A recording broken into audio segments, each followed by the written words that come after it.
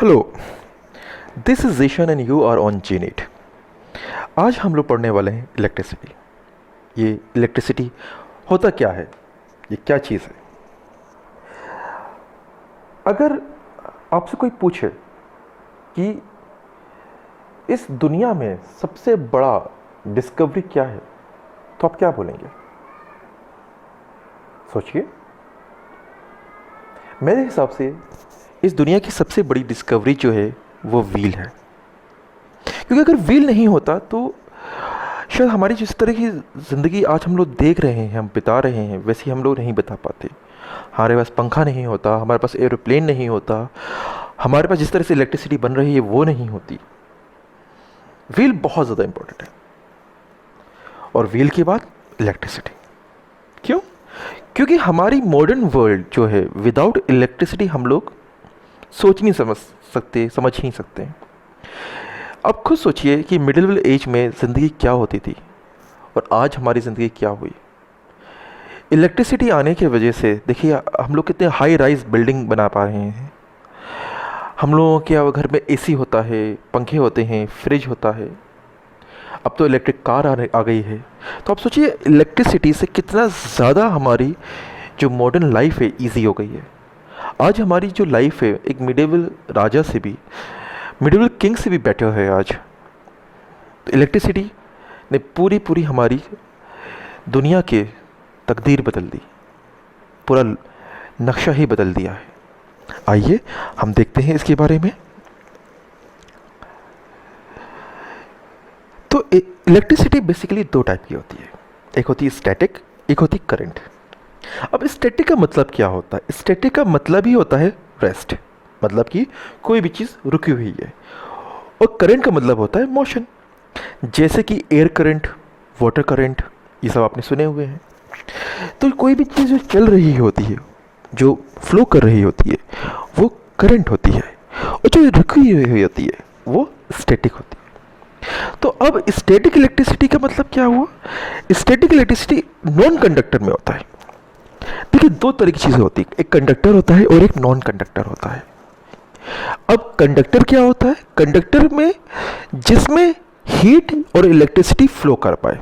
ये आप लोग बचपन से पढ़ रहे हैं 6th क्लास से, कि जिस मटेरियल में, those material which conduct electricity और heat are known as conductor, और जो नहीं करते वो नॉन कंडक्टर कहलाते हैं, या फिर इंसुलेटर। अब जैसे कि प्लास्टिक, ग्लास, ये सब क्या है? आपके नॉन कंडक्टर, राइट। अब इन नॉन कंडक्टर में क्या होता है कि अगर हम लोग कोई भी चीज़ रब करें, रब करके तो एक्वायर हो जाता है चार्ज, जिसकी वजह से हमको झटका लगता है। शायद आप लोगों ने किया हो, नहीं किया हो तो आप एक प्लास्टिक की चेयर में बैठे और पीछे से किसी से बोले कि टॉवल खूब कस के उसमें मारे। जब वो टॉवल मार रहा होगा, फिर थोड़ी देर के बाद आप टच कीजिएगा। जैसे आप किसी को भी टच करें या आपको कोई टच करे तो एकदम से एक स्पार्क छूटेगा, आपको करंट लगेगा, राइट। अब करंट, इलेक्ट्रिक करंट क्या होता है? जो आप लोगों ने वायर में चलते हुए देखे हुए। अब जैसे हम लोग पंखा कैसे चलाते हैं, ये इलेक्ट्रिक करंट से चलाते हैं। स्टैटिक करंट से हम लोग नहीं चला सकते, स्टैटिक इलेक्ट्रिसिटी से हम लोग पंखा नहीं चला सकते, राइट। इससे सिर्फ इलेक्ट्रिक शॉक लग सकता है स्टैटिक से। लेकिन जो करंट होता है, जो मतलब जो फ्लो किए जा रहा है, उससे ही हम लोग कोई चीज़ चला सकते हैं। स्टैटिक से क्या होता है? उससे सिर्फ शॉक लग सकता है। देखिए, अब देखिए अगर आप इन एनिमेशन में देखिए तो इसमें जो उसके जो बाल खड़े हो रहे हैं, क्योंकि उसके पास चार्ज आ गया। अब वो जब चार्ज आ जाता है तो उसके बाल खड़े हो गए, लेकिन वो कहीं जाएगा थोड़ी करंट, तो इसलिए इसको स्टैटिक इलेक्ट्रिसिटी बोले। तो अब इसको देखिए, आप बिल्ली को, अब कैट को देखें तो इसने क्या किया, अपना फर को इसके बलून से या बॉल से इसने क्या किया, रब कर लिया। तो अब वो क्या हो गया, वो चिपक गया। तो यही होता है, वो चिपक जाता है आपके उसमें, राइट। चलिए आगे देखिए। वही अगर आप करंट इलेक्ट्रिसिटी को देखें तो उसमें क्या होता है, इलेक्ट्रॉन्स मूव करते हैं। इसमें क्या है, इसमें आपके इलेक्ट्रॉन मूव नहीं करेंगे, लेकिन इसमें क्या होगा, इसमें आपके इलेक्ट्रॉन मूव करेंगे। इसलिए इसको बोलते हैं हम लोग करंट इलेक्ट्रिसिटी, और इसको हम लोग बोलते हैं स्टैटिक इलेक्ट्रिसिटी। आगे देखिए। अब हम लोगों ने एक नया वर्ड सुना, कौन सा? चार्ज। तो ये चार्ज क्या है? चार्ज क्या होता है? It is an intrinsic property. Intrinsic का मतलब होता है अंदरूनी, हमारे अंदर की प्रॉपर्टी, इंटरनल प्रॉपर्टी, जो क्या करती है, धक्का लगाती है। अब जैसे मान लीजिए आप घर पर पहुंचे स्कूल से, आप बहुत थक गए, एकदम से आपको मम्मी ने पानी में ग्लूकोज डाला, घोला और आपको पिला दिया। आप पीने के बाद आप में एकदम से ताकत आ गई, आप चार्ज हो गए। आप बाहर निकले, आपने देखा आपका कोई दोस्त है, वो मोटरसाइकिल में बैठा हुआ है, आपसे कुछ बोल रहा है, आप तो चार्ज हो एकदम, गए आपने उसको धक्का दे दिया, वो गिर गया। आगे बढ़े, आपकी कोई दोस्त मिली, उसकी चोटी बहुत बड़ी थी, आपको चोटी उसकी पसंद नहीं आ रही, आपने चोटी खींच के गिरा दिया। आगे चले, आपके मामा थे, मामा को आपने धक्का दे दिया। तो क्यों हो रहा है ये सब? क्योंकि आप चार्ज हो गए। यही होता है, जब चार्ज आ जाता है तो वो क्या करता है, इलेक्ट्रिक फील्ड में धक्का लगाता है। अभी हमने एक और नया वर्ड सुना, इलेक्ट्रिक फील्ड। थोड़ी देर में देखेंगे इलेक्ट्रिक फील्ड क्या होती है, ठीक है। तो जो ये चार्ज होता है वो हम क्यू से डिनोट करते हैं। इसकी एसआई यूनिट कूलाम होती है। और आपको पता ही होगा इलेक्ट्रॉन होता है और प्रोटॉन क्या होता है।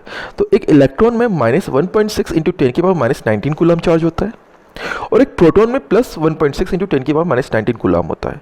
इसीलिए जब नंबर ऑफ प्रोटॉन और नंबर ऑफ इलेक्ट्रॉन जब बराबर होते हैं तो कोई भी जो एटम होता है वो न्यूट्रल होता है, राइट। तो इलेक्ट्रॉन में नेगेटिव चार्ज होता है, प्रोटॉन में पॉजिटिव चार्ज होता है, ठीक है। अब ये बहुत फेमस क्वेश्चन है, ये आप लोगों को बहुत बार आएगा कि एक how many electrons are in one charge, किस तरह से एक चार्ज में, एक कूलम चार्ज में कितने इलेक्ट्रॉन्स होते हैं। तो देखिए सॉल्यूशन कैसे, 1 इलेक्ट्रॉन में कितना होता है, 1.6 इंटू 10 की पावर -19 कूलम। साइंस में कोई मतलब नहीं है।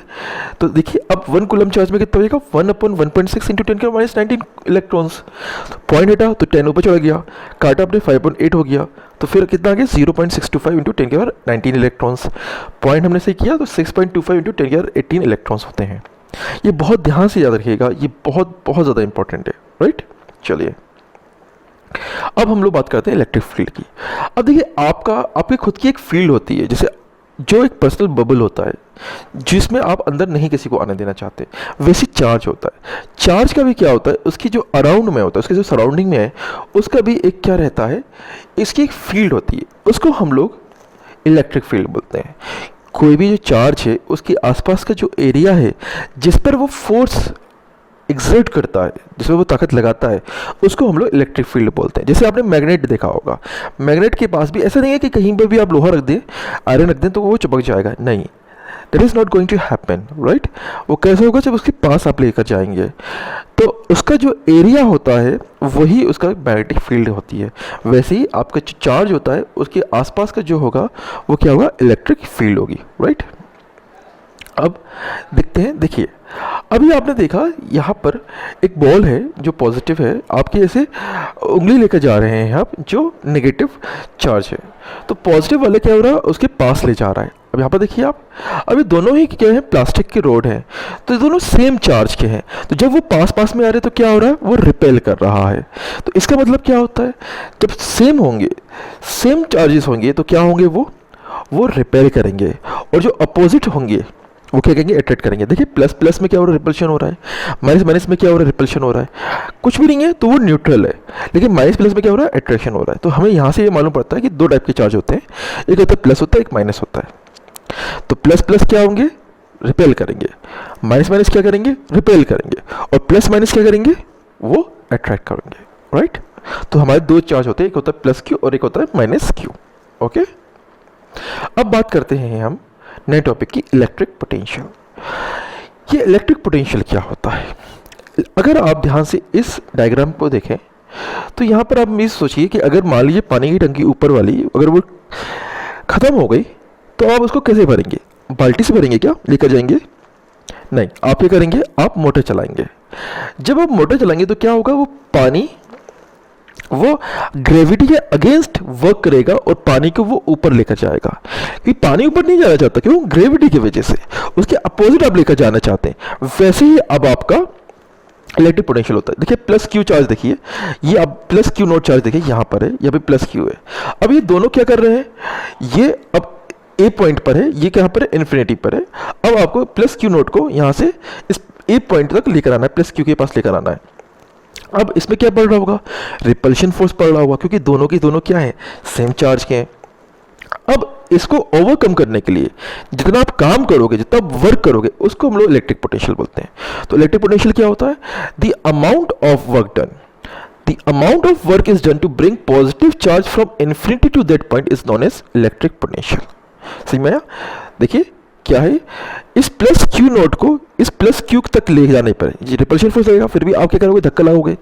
जैसे स्प्रिंग है, स्प्रिंग आपने लगा दी कहीं और उसको दबा रहे हो, जब आप दबा रहे होगे तो वो भी क्या करोगे? आपको धक्का दे होगा, अपोजिट साइड फोर्स लगा रहा होगा, लेकिन आप फिर भी और वर्क कर रहे हो और उसको दबा रहे हो। तो जो आप दबा रहे हो उसको, जो वर्क कर रहे हो, वो इलेक्ट्रिक पोटेंशियल होता है। आई होप आपको समझ में आया होगा। इसको हम लोग वी से रिप्रेजेंट करते हैं, इसकी एसआई यूनिट वोल्ट होती है, ठीक है। तो इलेक्ट्रिक पोटेंशियल क्या होता है? वर्क अपॉन चार्ज, और इसकी एसआई यूनिट क्या है? वोल्ट। Got it? चलिए अब बात करते हैं पोटेंशियल डिफरेंस की। अब इलेक्ट्रिक पोटेंशियल डिफरेंस से बस ये फर्क होता है कि जैसे ए और बी पॉइंट आप देख रहे हैं, अब ए में कुछ पोटेंशियल होगा, बी में कुछ पोटेंशियल होगा। अगर इन दोनों में कोई डिफरेंस होगा तो अब आपका इलेक्ट्रिक करंट चलने लगेगा, तो उसको हम लोग इलेक्ट्रिक पोटेंशियल डिफरेंस बोलते हैं। जैसे अब टैंक ए और टैंक बी है, अब आप देखिए टैंक ए में 8 इंच पानी है, यहाँ पर 4 इंच पानी है, और जब खोलेंगे तो यहाँ से पानी यहाँ जाएगा। कब तक जाएगा? जब तक दोनों में बराबर नहीं हो जाएगा। ऐसा नहीं होगा कि यहाँ से 8 गिरा तो यहाँ पे 8 हो जाएगा, तो ये वो ऐसे पेंडुलम की तरह नहीं चलेगा ना। जब दोनों के दोनों टैंक के जो डिफरेंस होगा वो बराबर हो जाएगा तो वो रुक जाएगा, इसी को हम लोग पोटेंशियल डिफरेंस बोलते हैं। तो यही है। अब ए पॉइंट से बी पॉइंट तक लाने में जो ये रिपल्शन फोर्स लग रहा होगा, उस रिपल्शन फोर्स को ओवरकम करने के लिए जो वर्क करना पड़ेगा, उसको हम लोग बोलते हैं potential difference. The amount of work is done to bring positive charge from one point to another point is known as potential difference. Right? देखिए जैसे इसकी भी यूनिट वी ही होती है, वोल्ट होती है। इसका पोटेंशियल डिफरेंस का भी वो जो फॉर्मूला होता है वही होता है, वर्क डन अपन चार्ज। तो मतलब बेसिकली इलेक्ट्रिक पोटेंशियल डिफरेंस से ज़्यादा कोई डिफरेंस नहीं है। डिफरेंस क्या है कि एक पॉइंट का इलेक्ट्रिक पोटेंशियल होगा, एक पॉइंट का इलेक्ट्रिक पोटेंशियल होगा, लेकिन दोनों का जो डिफरेंस होगा दैट इज पोटेंशियल डिफरेंस। देखिए जैसे ए और बी पॉइंट है, यहाँ पर 6 वोल्ट है, एक का 1 वोल्ट है, तो दोनों का इलेक्ट्रिक पोटेंशियल कितना है? 6 वोल्ट और 1 वोल्ट। अब दोनों का जो डिफरेंस होगा वो कितना है? वो है 5 वोल्ट। तो that is potential difference. Right? सही ना? तो ईच टर्मिनल का जो है वो 6 वोल्ट और 1 वोल्ट इलेक्ट्रिक पोटेंशियल है, लेकिन डिफरेंस 5 वोल्ट है, तो इसको हम लोग बोलते हैं पोटेंशियल डिफरेंस। तो दो पॉइंट की डिफरेंस को, इलेक्ट्रिक पोटेंशियल को हम लोग बोलते हैं पोटेंशियल डिफरेंस। अब इलेक्ट्रिक करंट क्या होता है? वैसे जैसे ही पोटेंशियल डिफरेंस आ जाता है, जब पोटेंशियल में डिफरेंस आता है तो चार्ज क्या होता है? फ्लो करने लगता है। जब चार्ज फ्लो करने लगता है तो फ्लो करने को ही हम लोग क्या बोलते हैं? Electric current. देख रहे हैं आप ये चार्ज कैसे जा रहा है? ये प्लस से माइनस की तरफ जा रहा है, पॉजिटिव टर्मिनल से नेगेटिव टर्मिनल की तरफ, तो इसको हम लोग बोलते हैं इलेक्ट्रिक करंट। देखिए टाइम के रिस्पेक्ट में जब चार्ज मूव कर रहा होता, देख रहे हैं ना आप, जब टाइम के रिस्पेक्ट में चार्ज मूव कर रहा है तो इसको हम लोग क्या बोलते हैं? इसको हम लोग बोलते हैं इलेक्ट्रिक करंट।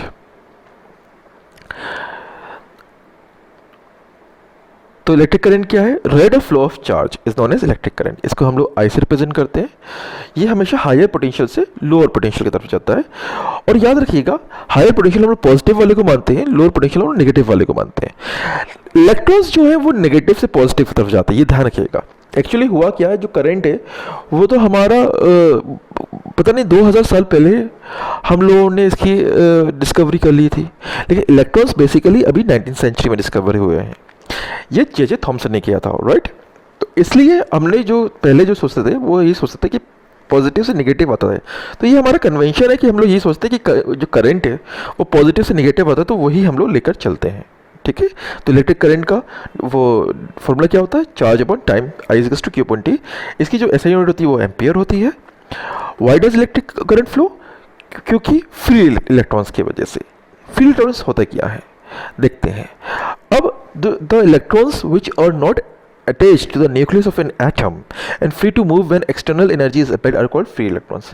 जैसे हम लोग कॉपर की बात कर रहे हैं, सिल्वर की बात कर रहे हैं, कॉपर का एटॉमिक नंबर होता है 29।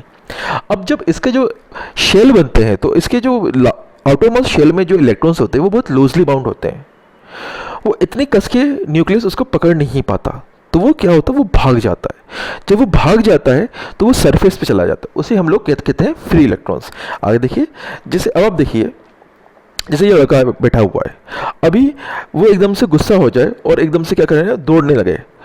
अब वो जो कितना भी तेज दौड़े वो कभी अर्थ से तो ऊपर चला नहीं जाएगा ना। ऐसा होगा नहीं कि वो एकदम भागते भागते भागते अर्थ से उड़ गया।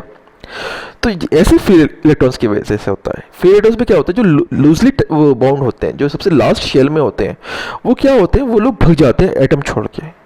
अब एटम छोड़ के कहीं और तो जाएंगे नहीं, कहाँ जाएंगे, तो वो सरफेस पे चले जाते हैं। जो आपका स्टील हो, आयरन हो, आपका कॉपर हो, सिल्वर हो, उसकी सरफेस पे आ जाते हैं। तो उसको हम लोग बोलते हैं फ्री इलेक्ट्रॉन्स। तो it's what exactly what happens with free electrons. When they get energy, they leave from the outermost orbit but can't leave the surface, so they roam on the surface zigzag without any aim. But once we provide them potential, these free electrons start moving in one direction. देखिए क्या होता है कि ये zigzag जा रहे हैं, तो इसमें कोई जिगजैग जा रहे हैं तो क्या है, ये अपने आप को कैंसिल आउट कर लेते हैं। लेकिन जैसे ही हम लोग क्या करते हैं, हम लोग पोटेंशियल डिफरेंस क्रिएट करते हैं, तो क्या होता है, इसमें हंटर चलता है और सबके सब जिगजैग तो मूव कर रहे हैं लेकिन एक डायरेक्शन में जाने लगते हैं।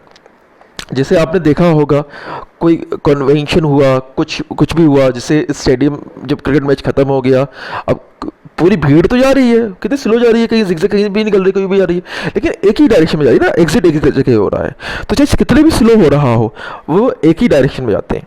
अब एक फन फैक्ट बताता हूँ आपको। मालूम है एक इलेक्ट्रॉन की जो स्पीड होती है वो बेसिकली उतनी ही होती है जो लाइट की स्पीड होती है। मतलब कि यहाँ वो लाइट की स्पीड से ही ट्रेवल करता है।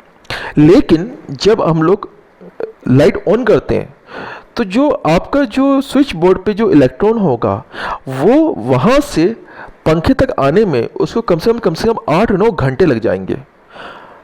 यस, आप सोचिए अगर ये सिंगल इलेक्ट्रॉन्स होता, अगर सिंगल इलेक्ट्रॉन होता, आप वो खोलते, स्विच ऑन करते तो इलेक्ट्रॉन तुरंत चला जाता ना, विद इन मतलब माइक्रो सेकेंड। लेकिन क्या होता है, इतने सारे इलेक्ट्रॉन्स होते हैं तो वो लोग मूव नहीं कर पाते, राइट, ऐसे फ्रीली कहीं ऐसे भगेंगे नहीं।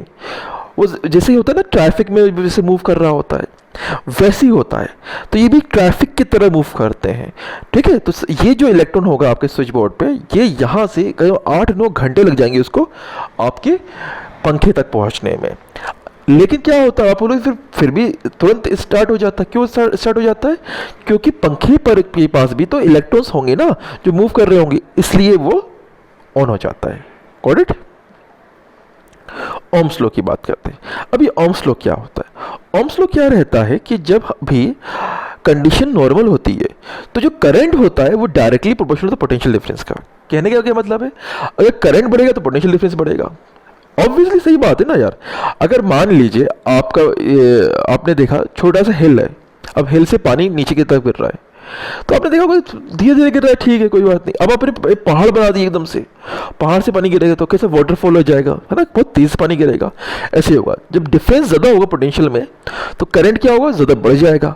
अगर डिफरेंस कम होगा तो पोटेंशियल करंट क्या हो जाएगा, कम हो जाएगा।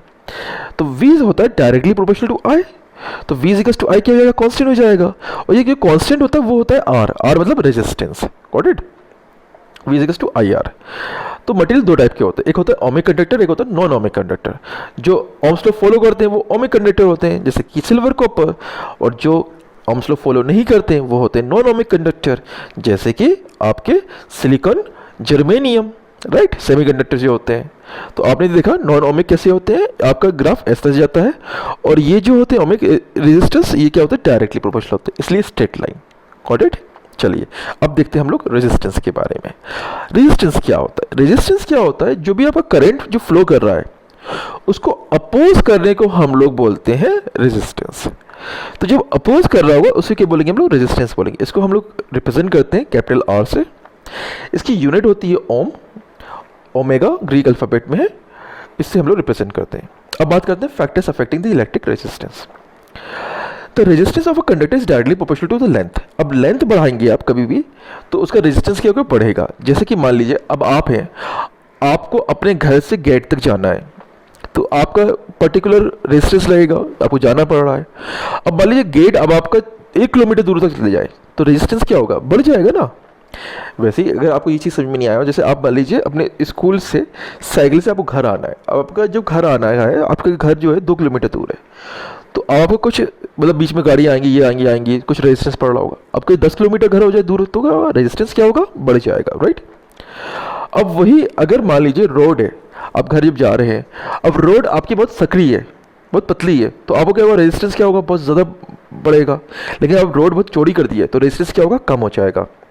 तो रेजिस्टेंस जो होता है वो लेंथ के डायरेक्टली होता है और एरिया के इन्वर्सली होता है। तो R is equals to directly proportional L upon है, तो डायरेक्टली प्रोपोर्शनल अलग होगा तो रो एल अपन हो जाता है। ये जो रो है ये भी एक कांस्टेंट होता है, ये क्या होता है, रेजिस्टिविटी होता है। Got it. अब हम लोग देखते हैं रेजिस्टिविटी के बारे में।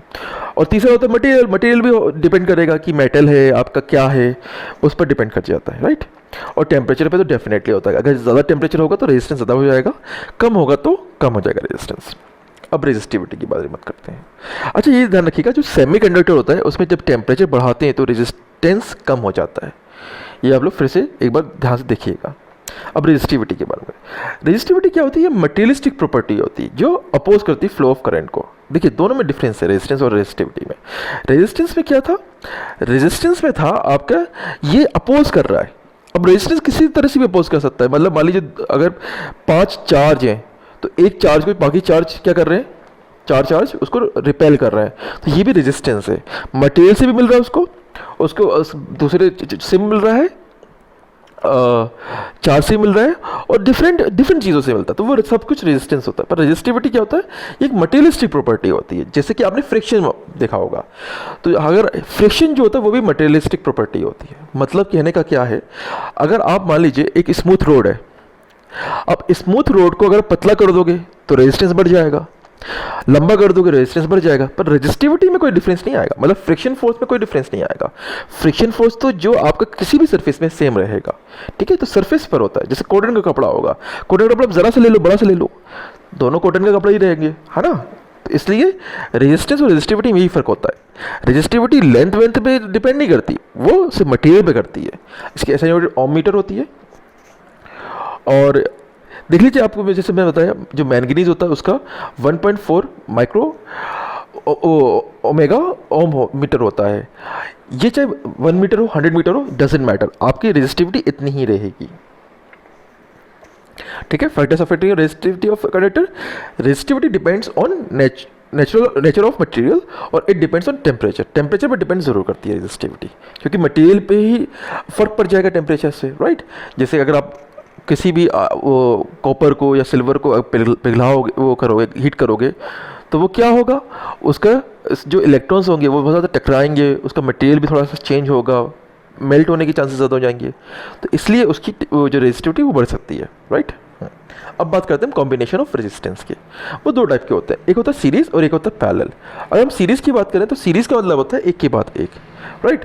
अब एक के बाद एक तो क्या है, सिंपली हम लोग क्या कर सकते हैं इसमें, तो इसमें V equals to I R है। अगर सबका हम लोग याद रखिएगा, सीरीज में जो पोटेंशियल डिफरेंस होता है वो डिवाइड होता है। अब इलेक्ट्रिक पोटेंशियल को ये इस तरह समझिए, जैसे कि मान लीजिए आप एक शादी में गए, अब शादी में गए तो आप एक पंगत में बैठे हुए हैं, लाइन पर बैठे हुए हैं, और यहाँ पर जो ये इलेक्ट्रिक पोटेंशियल है, ये जो एनर्जी है, इसमें 100 रसगुल्ले हैं। अब ये R1 के पास आया तो वो कुछ लेगा, फिर R2 के पास आया तो वो कुछ लेगा, R3 के पास आया तो वो कुछ लेगा, तो ये बढ़ रहा है ना। तो इसमें क्या होता है, इलेक्ट्रिक पोटेंशियल डिफरेंट होता है। इसी को अगर आप एक पाइप माने और यहाँ से करंट जो चल रहा है उसको आप वाटर माने, तो भी क्या है, अब आपके नल है तो जो वाटर आएगा तो क्या है, बराबर से आ रहा है ना सब जगह, इसलिए करंट सेम होता है, पोटेंशियल डिफरेंस डिफरेंट हो जाता है। इसलिए V1 is equals to IR1 है, V2 is equals to IR2 है, और V3 is equals to IR3 है। तो V कितना हो जाएगा, V1 plus V2 plus V3। तो V को हमने वो रिप्लेस कर दिया IR से, और V1 को कहिए IR1 से, इसको IR2 और IR3, I कॉमन लिया, I से I कट गया, तो I इज इक्वल्स टू कितना आ गया, R1 plus R2 plus R3। Got it, right. अब हम लोग बात करते हैं पैरेलल कॉम्बिनेशन में। अब पैरेलल में आप ये सोचिए, जैसे वही शादी के पंगत में आप बैठे हुए हैं, अब पैरेलली सब जगह बैठे हुए हैं, और अब आपका जो ये है, जो डिश है, इसमें 100 रसगुल्ले हैं। तो 100 रसगुल्ले यहाँ पर आए, R3 के पास आए, 100 रसगुल्ले R2 के पास आए, 100 रसगुल्ले R1 के पास है, तो सबके पास डिफरेंट आए, राइट। तो अब आपको कोई मतलब ही नहीं है, अब आपने क्या किया, सबने अलग अलग लिया, तो यहाँ पर पोटेंशियल डिफरेंस जो होगा वो क्या होगा, सेम होगा। लेकिन करंट क्या है, अब आप जैसे मान लीजिए ये पानी का वही पाइप मान लीजिए, जब करंट चलेगा तो क्या होगा, इसमें डिवाइड होगा, तो करंट इसमें डिवाइड होता है, और जो पोटेंशियल डिफरेंस है तो वो सेम होता है। तो करंट डिवाइड हो तो क्या हो गया, I is equals to I1 plus I2 plus I3। तो I कितना होगा, V अपन R, ये कितना होगा, V अपन R1, V अपन R2, V अपन R3। V को कॉमन ले लिया तो 1 अपन R इज इक्वल्स टू कितना हो जाएगा, 1 अपन R1 plus 1 upon R2 plus 1 upon R3। I hope आप लोगों को समझ में आ गया होगा। तो आपका जो सीरीज़ है इसमें क्या होता है, आपको सिंपली प्लस कर देना है रेजिस्टेंस, और इसमें पैरेलल में क्या होता है, आपको इसमें रेसिप्रोकल प्लस करना है। Got it. चलिए अब बात करते हैं पावर की। पावर क्या होता है, रेट ऑफ डूइंग वर्क। जितना भी आपका एनर्जी कंज्यूम हुई है उसको हम लोग क्या बोलते हैं, उसको हम लोग पावर बोलते हैं। तो पावर क्या होगा, W/T work upon time. Work को हम लोग इससे किस तरह रिप्रेजेंट कर सकते हैं, फिर I²R से भी कर सकते हैं, या फिर इसको हम लोग कर सकते हैं V²/R से कर सकते हैं। इसकी ऐसा यूनिट क्या होती है, वॉट होती है। राइट, ये पहले भी हम लोगों ने पढ़ा हुआ है 9th क्लास में, पावर क्या होता है, वो सेम यही है, इसमें भी यही रहेगा। अब यूनिट क्या होती है, अब ये जो यूनिट होती है इसकी 1 वोल्ट होती है। अब ये 1 वोल्ट क्या होता है, जब 1 एम्पियर करंट फ्लो करेगा पोटेंशियल डिफरेंस 1 वोल्ट पे, तो उसको हम लोग बोलते हैं 1 वोल्ट। राइट, अब बात करते हैं heating effect of electric current. अब क्या होता है, अगर आप बैटरी लगाएंगे तो क्या होगा, आपके आपके वो चार्ज चलेंगे, एक दूसरे से टकराएंगे। अच्छा, ये जो वर्ड है ड्रिफ्ट वेलोसिटी, ये क्या होती है? ड्रिफ्ट वेलोसिटी का मतलब होता है, जैसे मैंने आपसे बताया था, जैसे स्टेडियम से मान लीजिए मैच खत्म हुआ और सब लोग बाहर निकल रहे हैं सब लोग, तो अब ऐसा तो है नहीं आप लोग चीरते हुए निकल जाएंगे, नहीं। जो भी भीड़ की स्पीड होगी आप उस भीड़ की स्पीड से चल रहे होंगे, तो जो भीड़ की स्पीड होगी उसे हम लोग ड्रिफ्ट वेलोसिटी बोलते हैं। यही आपकी यहाँ पर भी होती है, क्योंकि मैंने आपको जैसे बताया कि अब बिलियंस ट्रिलियंस ऑफ इलेक्ट्रॉन्स होते हैं, तो ऐसा तो होगा नहीं कि एक इलेक्ट्रॉन दूसरे इलेक्ट्रॉन पर चीरते हुए निकल जाएगा। तो वो क्या करेगा, वो एक साथ मतलब चलेंगे वो लोग, तो इसलिए ड्रिफ्ट हो रहे हैं। राइट, जैसे आप मतलब उसमें तालाब में अपने ऐसे किसी बोट वोट में बैठ गए और वो तालाब की करंट से चल रहे हैं आप, पौंड की करंट से, तो उसे ड्रिफ्ट बोलते हैं। तो दैट इज ड्रिफ्ट वेलोसिटी। अब ये कंटिन्यूस चलता रहता है तो कोलाइड होते रहते हैं इलेक्ट्रॉन्स, तो क्या होता है उसमें हीट जनरेट होती है। तो हीट जनरेट होने पर इसी को हम लोग बोलते हैं heating effect of electric current. ये एक बहुत काम में आता है, जैसे कि प्रेस होता है, उसमें आयरन जो हम लोग करते हैं, हम लोग जैसे आपके माइक्रोवेव हो गया, इलेक्ट्रिक वो हो गया, जो प्लेट हो जाता है, हॉट प्लेट होता है, वो होता है, बल्ब होता है, इलेक्ट्रिक बल्ब, इस जगह इतने सारी जगह पर हम लोग ये यूज़ करते हैं। राइट, तो अब इसकी फैक्टर्स क्या होते हैं इसके, ये करंट के डायरेक्टली प्रोपोर्शनल होता है, ये जितना करंट होगा उतनी ही ज़्यादा हीट होगी। रेजिस्टेंस की भी डायरेक्टली प्रोपोर्शनल होता है, जितना ज़्यादा रेजिस्टेंस होगा उतनी ही ज़्यादा हीट होती जाएगी। ठीक है, और टाइम की भी डायरेक्टली प्रोपोर्शनल होता है, जितना ज़्यादा टाइम आप चलाते जाओगे उतनी ही ज़्यादा हीट बढ़ती जाएगी। तो H कितना हो जाता है, I²RT हो जाता है। राइट, अब हम लोग इलेक्ट्रिकल अगर एनर्जी की बात करें तो ऑब्वियसली हमने बहुत पहले बात किया था, इलेक्ट्रिक पोटेंशियल क्या था, V=W/Q। तो वैसे W क्या हो जाएगा, QV हो जाएगा। अब W=QV है, तो अगर हम लोग Q को हम लोग IT से रिप्लेस कर लें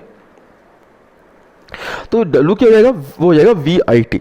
अब हम लोग डिफरेंट चीज़ों से रिप्लेस करें, V को रिप्लेस करें तो IR, तो कितना हो जाएगा, W=I²RT हो जाएगा, वरना V²/RT भी हो जाता है। राइट, W=I²RT भी होता है, अगर हम लोग और I को रिप्लेस कर ले तो V²/RT हो जाता है। अब लास्ट है ये हमारा commercial unit of electrical energy.